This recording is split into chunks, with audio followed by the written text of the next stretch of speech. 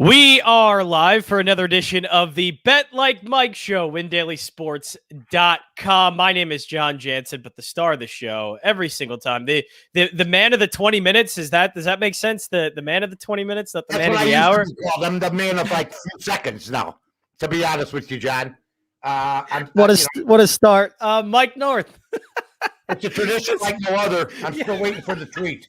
A tradition like no other. Still waiting for your tweet. It should. I see it up on mine, so I guess whenever it refreshes, it should be up there. But it is up there, and Heaven forbid we should start it early from now on. Yeah, you know what I mean? We yeah. get the jump on things so everybody can see the show at the same time. Oh, there it is. There we go. Win Daily Sports. Oh, I see it. My notification came up, and I see a little bit of a retweet. So there we go. There you go, handsome. I'll tell you what a night we had last night. I'll tell you, everybody. I'll go with my night. We'll go with your night. And then afterwards, we'll do our topics, okay? Absolutely, yeah. Last night, I go 1-1 in baseball once again. I bet both games equally. Had a winner, had a loser. San Francisco, Texas let me down early. Culbertson makes another error in a big spot. There we go. Lets two in, just like he did the day before.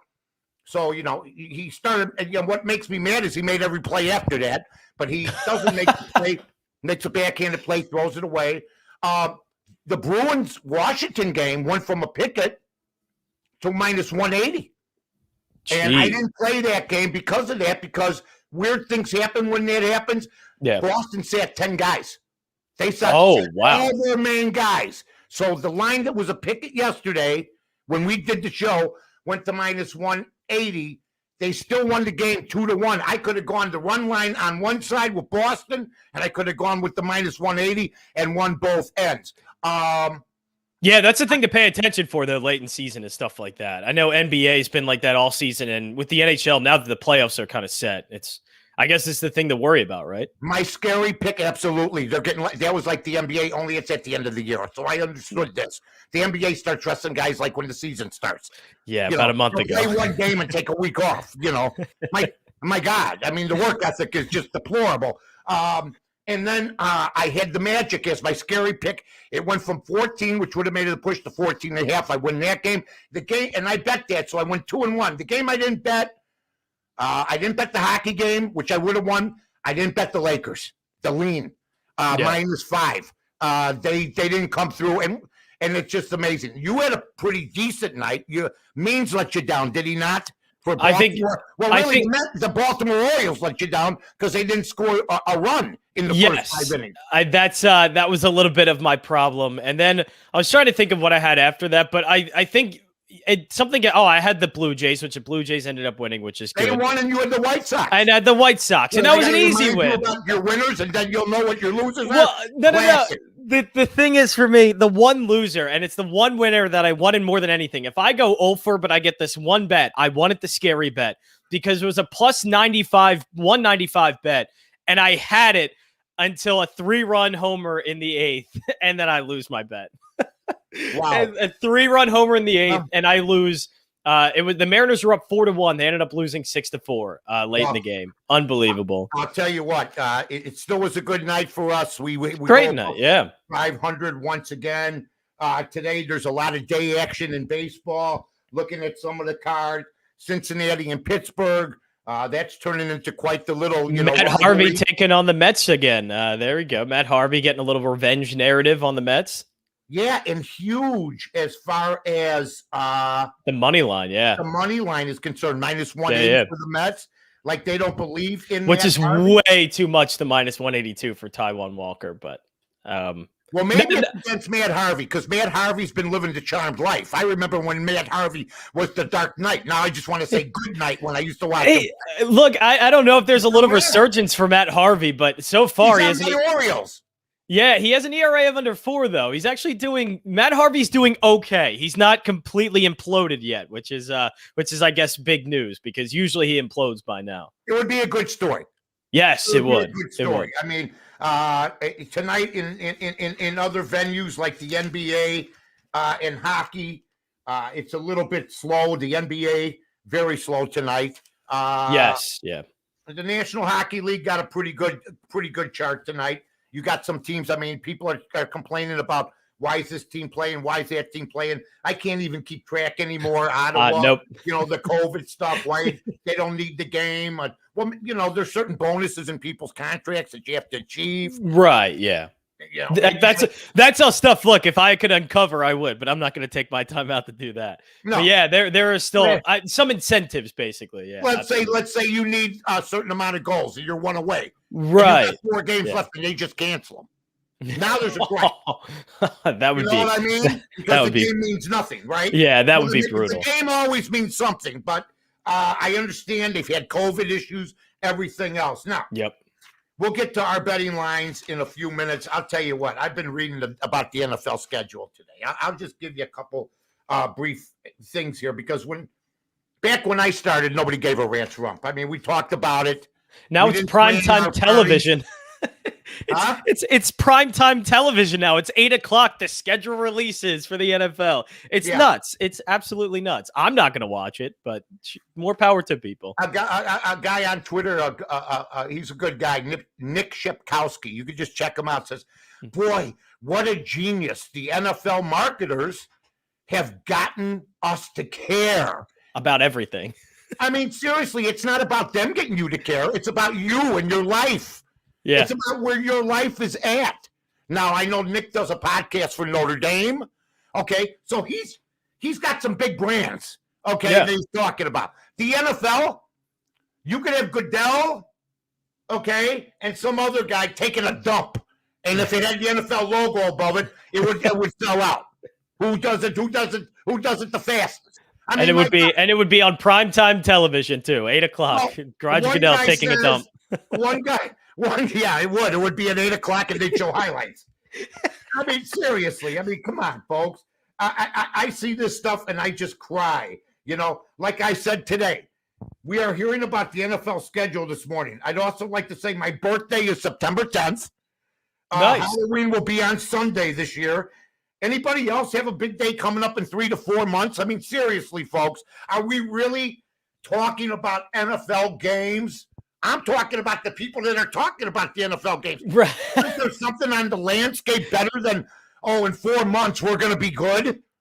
I see. Now, I would say, I'm not one of those people. But then you just mentioned NFL Sunday on a Halloween, and now I want to see what games are going to be on Halloween. There you go. Or who the Eagles are playing, or if it's a home game or not. It's not a marketing genius to put. If this show was endorsed by the NFL tomorrow, we're off the charts. Oh, yeah. Oh, my gosh. Yeah, absolutely. And then the Raiders, they're unbelievable. They won't beat it. Unbelievable. Peter King, boy, I really like it. He's an NFL guy now. I mean, the same people, the same group, NFL this, NFL that. That's their job to promote it, and the people buy it. Yes, it's just the amount of grip that the NFL has on my life and people's. Like, I don't want to be interested in the NFL schedule, but you mentioned something like what a Halloween game would look like. It's basically their schedule is not just to know who the Eagles or who teams are playing. It's basically dictating where I'm going to be in my life on that Sunday. What are you it is dictating, right. It is dictating what I'm going to be doing, where I'm going to be that day. They are setting my schedule for about 5 months now. I had a guy on Twitter. I saw him. It's the happiest day of my life. What a pathetic life. To be able to talk about the Bears schedule. What a pathetic life you have. You don't know it yet.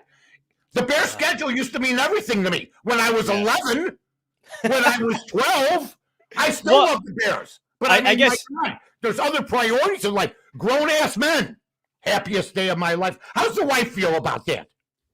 I don't know happiest day of my life, but it's basically the NFL is planning my months, my NFL months. It's planning whether or not I'm going to be at a bar or be at a tailgate that Sunday. It's what it's dictating for me. How many are going to do this today? They're going to go through think about it the way we're talking about it. No. It's like going to be positive, glowing terms. Give me a percentage. It's going to be a lot of the win-loss record. Every single person or most are going to go through each game of the schedule, that's a win, that's a loss, that's a win. And then the Eagles are going to be, it's a 17-game schedule. So the Eagles, and it's always more than ever they're going to get. So they're 10-7 this season. Okay, I did that.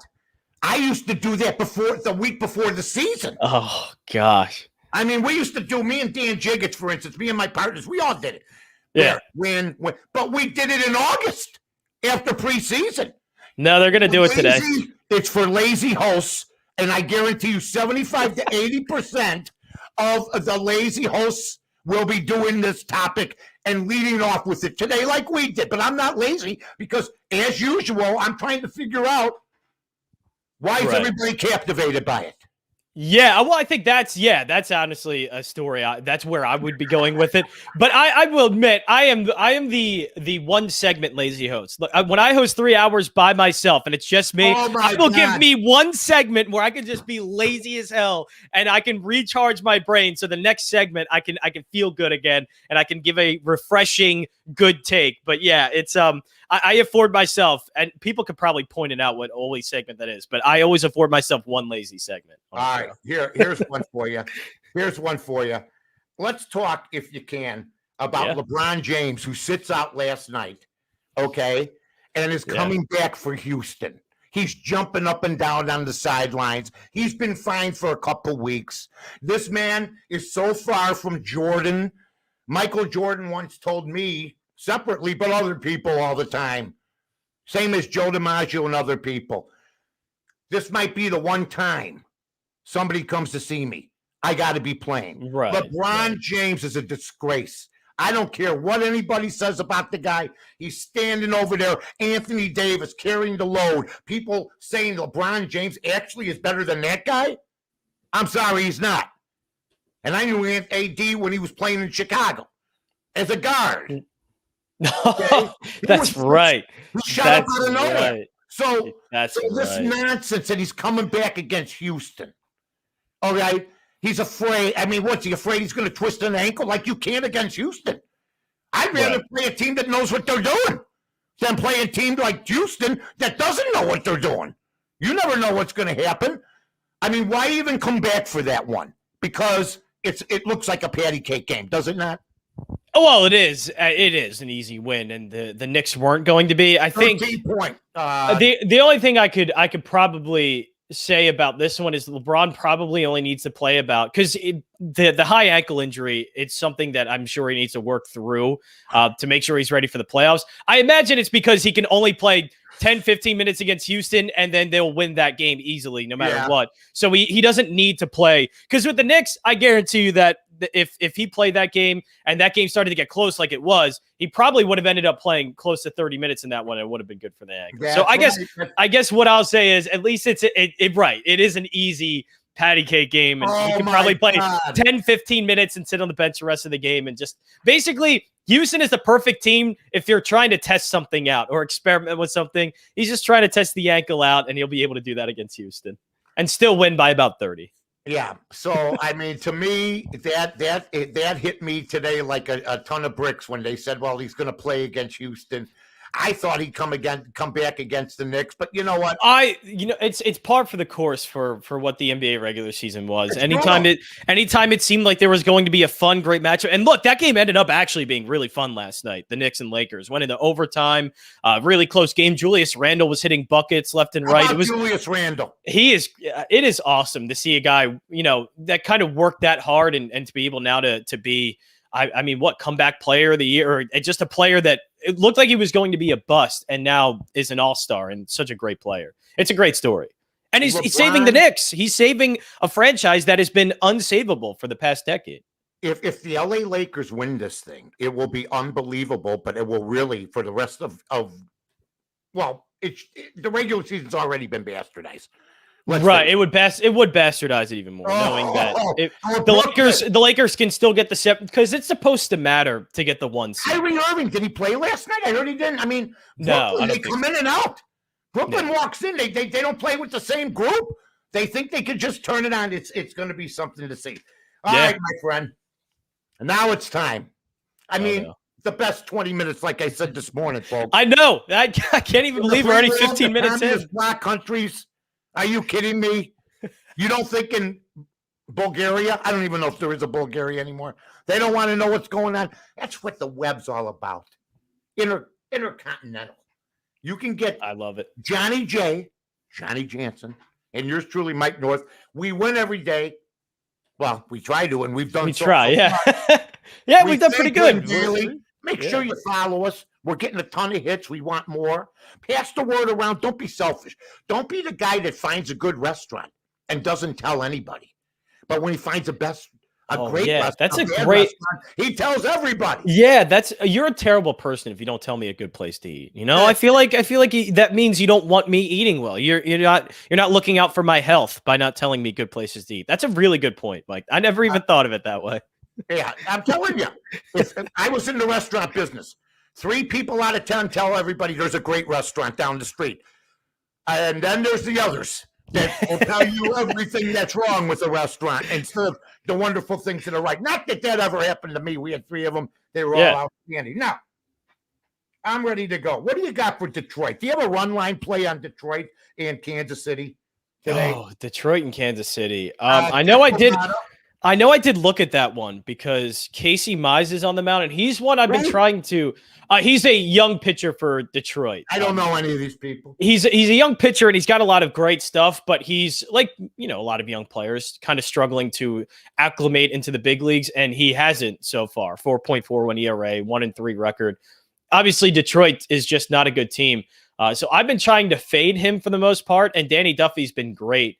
He's been 4-2 with a 1.26 ERA. So I was trying to find a way to pick on that matchup, and I don't know if I found one yet. Let me go real quick to Bovada here. Yep. MLB odds Bovada. Technology is wonderful. Now, I think what I might do in this game, actually, now that I'm thinking of it, I might go with Danny Duffy's strikeout prop.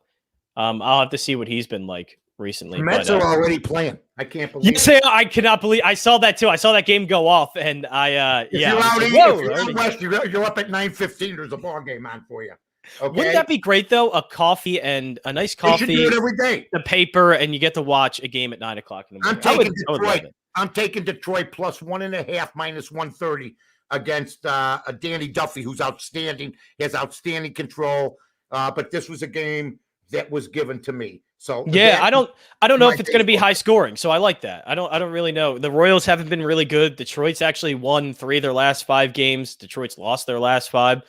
So yeah, I mean, if we're going based off of what the Royals have done, yeah, they're not a good team. And I don't go by any. I don't know anything about all this stuff you just talked about. I just put everything together this morning. I thought Danny Duffy was a bartender until you told me about him. He could be. He could be a bartender. I'm just going to get Detroit. Detroit's plus 135. I don't trust them like that. Yeah. In the run line, you're getting a solid price out of it too. Yeah, why wouldn't you? I mean, go with the run line. I mean, that to me, I don't get this. Detroit is plus 130 if you pick them, okay, just without the run. But they're minus 130 if you pay on a 10-cent line for that run and a half. It's worth it. You'll pay 20 more cents, 130. I'll take the run and a half in Detroit today. So I'll do something. Is still on the team? Is he still trying to play like Albert Pujols? Who? Oh, who? I know. Miguel Cabrera. Yes, he is. You remember?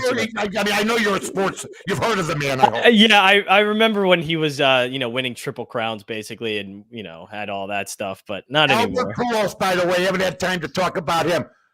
His 10 years in Anaheim very forgettable. Oh, yes.